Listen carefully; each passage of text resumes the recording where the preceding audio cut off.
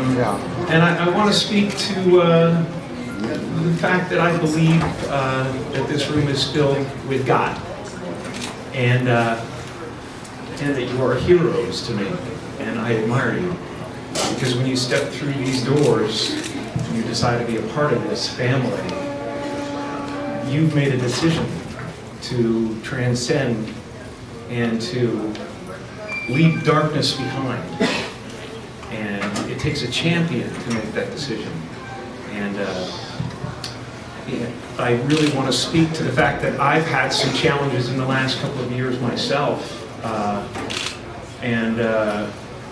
Ultimately, I believe that suffering leads to salvation. And in fact, it's the only way. That we have to somehow accept and not deny, but feel our suffering and feel our losses, and then we make one of two decisions. We either decide to go through the gate of resentment, which leads to vengeance, which leads to self-harm, which leads to harm to others, or we go through the gate of forgiveness, which leads to grace. And your being here is an indication that you've made that decision already.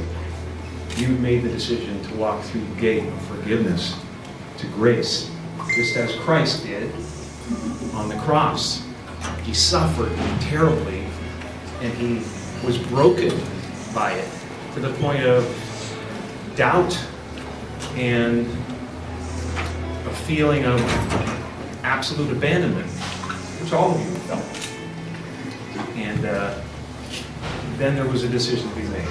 And the decision was to look upon the people who were causing that suffering, or the situation that was causing that suffering, with compassion and with forgiveness. And that's what opens the gates of heaven for all of us.